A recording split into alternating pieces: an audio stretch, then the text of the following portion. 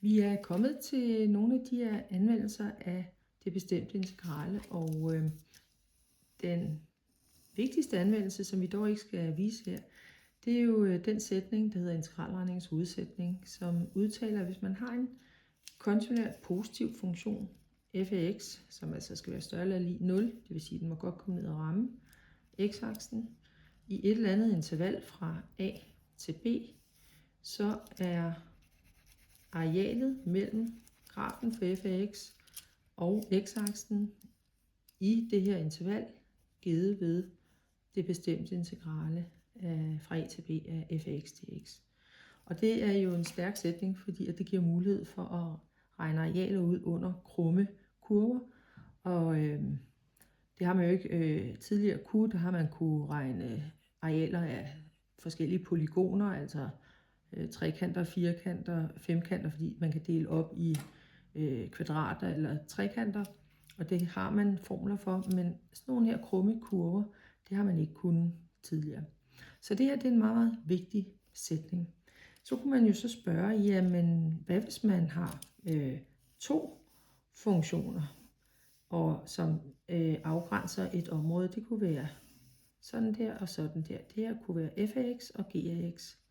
Og hvis man er interesseret i at regne arealet ud her i det her område, hvor der jo så gælder, at f af x er større end eller lig g af x i det her interval, hvad vil man så gøre? Jamen, der siger en sætning så, at arealet af det der område, det er det bestemte integrale af f af x minus det bestemte integrale af g af x dx. Og det er jo ikke så underligt, fordi det bestemte integrale af f af x, det er ifølge integralregningens hovedsætning jo alt det her. Og det bestemte integrale af g af x, det er jo det, der ligger nede under g af x ned til x-aksen. Og forskellen mellem de to, det er jo lige præcis det skreverede område. Så det følger af integralregningens hovedsætning. Så kunne man jo også være ude for det, at de to funktioner, man kigger på, at de ikke ligger og er positive begge to. De kunne for eksempel, den ene kunne ligge her, og den anden kunne ligge her. Så g af x er negativ i hele intervallet fra a til b, og f af x er både negativ, og så bliver den positiv og negativ. Hvordan regner man så det her areal ud? Fordi der kan vi jo ikke bruge integralregningens hovedsætning, fordi at ingen af funktionerne er positiv i hele intervallet. Og der er ideen simpelthen, at fordi at det er kontinuerte funktioner, så kigger vi på den, der er mindst af de to, og den har et minimum. Det ser ud til, at det minimum er her, og det kalder vi så minus m. Det kunne være minus 3 i det her tilfælde. Så m er tallet 3, og det her det er så minus 3. Og der vil altid være et minimum, fordi at det er som sagt kontinuerte funktioner defineret på et lukket interval. Så de har både et minimum og et maksimum i det her. Det man så gør, det er, at man simpelthen parallelt forskyder begge grafer op med denne her minimumværdi. Det vil sige, at vi lægger m til både f og g. Og det der jo så sker, det er, at de bliver løftet 3 op, hvis m har 3. Så nu kommer alle de her punkter til at ligge 3 højere. Nu tegner jeg bare noget, der måske kunne ligne det her. Og alle g's punkter kommer til at ligge 3 højere. Og så ved vi jo, at minimum må ligge i 0 nu, fordi det var jo det laveste punkt, og det skulle måske ligge her. Det ligger nu her. Og hvad er der så sket? Jamen nu er de begge to parallelt forskudt op og er blevet positive, og så kan vi jo bruge det her argument. Og lad os lige prøve at se, hvordan det ser ud. Så vi har altså, at vi definerer en ny funktion f1 af x, og det er simpelthen den gamle funktion, plus den der minimumværdi, der lå hernede, så hvis det var minus 3, så lægger vi 3 til. Og g af x, der gør vi det samme, definerer en ny funktion, hvor vi parallelt forskyder den gamle op med minimumværdien. Det hele rykkes altså bare m op. Og så prøver vi at se på integralet fra a til b af f1 af x minus g1 af x det er jo simpelthen de nye funktioner, der ligger her og her. Og så erstatter vi f1 af x, det var jo f af x plus m minus g af x plus m dx. Og så hæver vi parentesen her, så kommer der til at stå minus m, og plus m og minus m går ud. Og så står der simpelthen f af x minus g af x dx. Og hvad har vi så vist?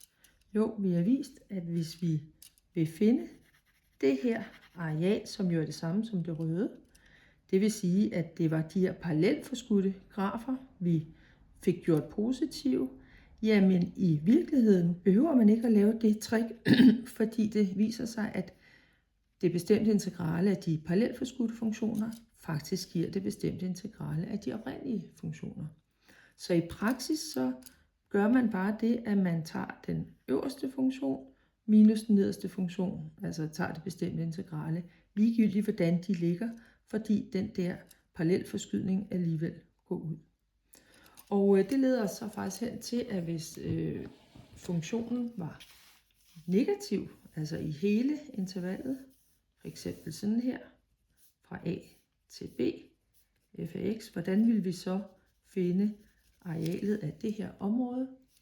Jamen, det her kan vi jo opfatte som, at det ligger imellem en funktion, der hedder 0, og f af x, altså den konstante funktion, der hedder 0. Så hvis vi nu, vi kalder den der g af x, så hvis vi nu siger, at f af x er lig 0, det er en funktion, der ligger her, den ligger jo over den, der er negativ, og g af x, det er bare denne her. Jamen, hvordan finder vi så arealet af det her område?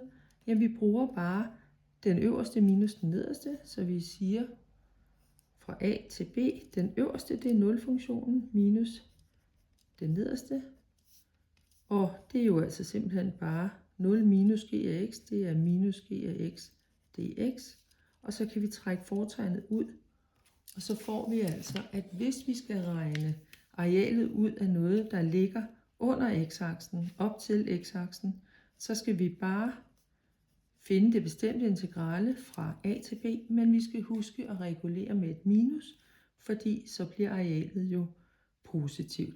Det her bestemte integrale, det vil give et negativt tal, men hvis vi er interesseret i arealet, så skal vi altså sætte et minus foran, fordi så har vi ligesom trukket g af x fra 0-funktionen, og så bliver det konkrete areal, og det bliver et positivt tal. Så pas på, når I arbejder med bestemte integraler. De kan sagtens give negative svar, eller negative resultater, altså negative tal. Det er ikke en fejl. Det er jo kun, når vi skal til at anvende det og fortolke de bestemte integraler som noget, der har noget med arealer at gøre, at vi skal passe lidt på, hvor grænserne er, og hvilke foretegn vi arbejder med.